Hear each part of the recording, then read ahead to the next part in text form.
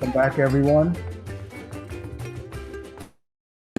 So thank you for freedom dreaming. Thank you for taking the time to connect. I know with my pairing, thank you, Sue. Walsh had a chance to get into some deep issues, and time is never enough. As we come back, I think there's a theme around freedom and liberation that is very relevant to what I want to talk about just briefly here. We could actually, thank you, share screen. And so some folks may know or have heard of Bob Moses.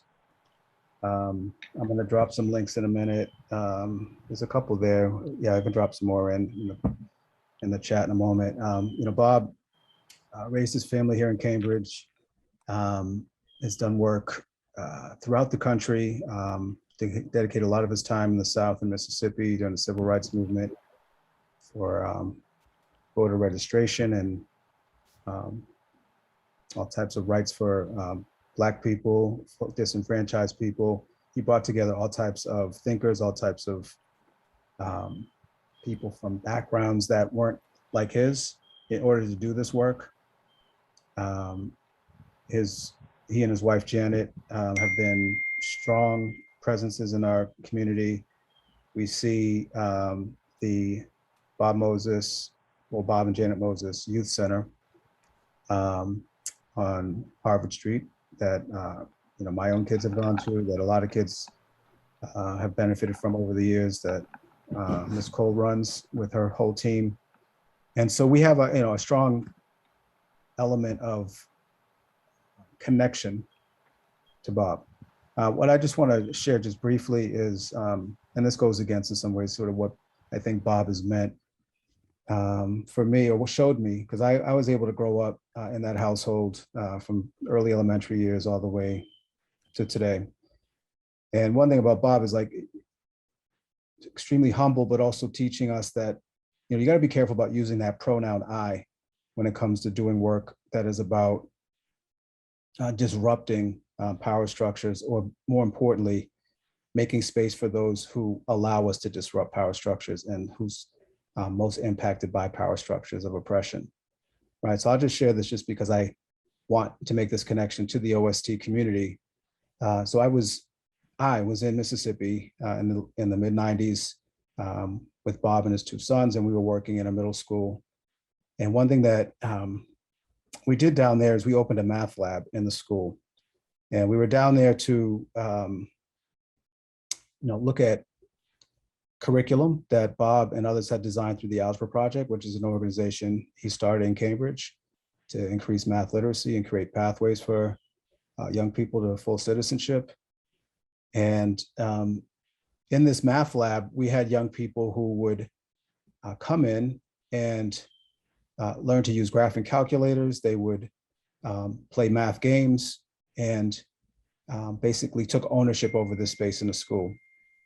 The time that this space thrived the most was actually after school. And the growth that the young people had in this space during after school had everything to do with their growth in school, and also their growth as young people growing up, becoming high school students, becoming young adults, and into their community. And one thing that Bob really emphasized and shared with us as a gift was how to create a space where the people themselves, the young people themselves, can build that ownership. So I know a lot of you, you create, shared understanding, shared, ground rules, hopefully shared goals for your programs with your young people. But I saw it firsthand in terms of within this math lab. I also saw the use of technology as a powerful way for young people to find their voice, and to also be able to provide opportunity for them to be teachers and not just learners. Just in terms of how this has informed our work here in Cambridge, out of school time, is a notion that sometimes I think a lot of us have to explain to other people. And through Bob's work, really what it's about is a continuum of an overall process of both learning and teaching that never ends. It doesn't end during the day after 3 o'clock. It doesn't end on the weekends. It doesn't end even after school, after you finish high school or wherever it is that you take your education. And we have to approach each day that way. The patience that Bob would have, the persistence he had, and the presence that he had are something that I try to emulate, and I try to hopefully share with others in this work and how we dedicate our time. The most important thing, well, not the most, an important thing, I'll just say as a takeaway from Bob as he left us to this higher level that he left with us is be present. Be present for your young people, be present for your staff, be present for our community. That presence will be felt. You don't need to prepare for that. You don't need to worry about that. You just need to show up and be that.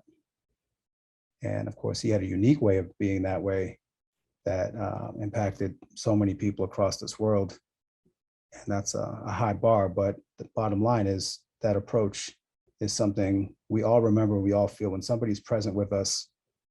And if you can take that back with you to your work and to your efforts, I think that will take us far.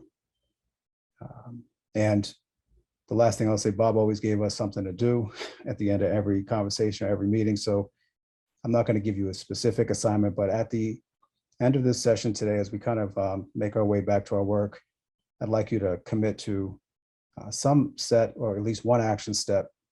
You can define it and how to support your work based on things you experienced and heard today between now and the next time we see you, which will be in January. I'm going to drop a poem that Alice Walker wrote into the chat. I hope I can do that.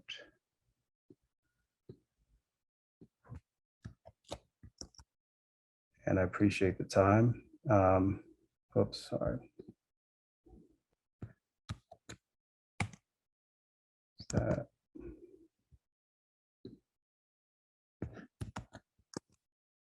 And I'm also going to put an article that a colleague of mine, Margaret Burnham, who works with us on the Algebra Project board, wrote.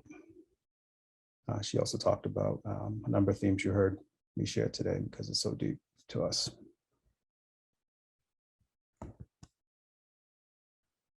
As we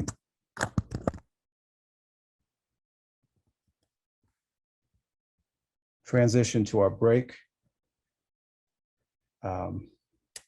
thank you for taking a moment to reflect and to recognize the work and legacy of Bob.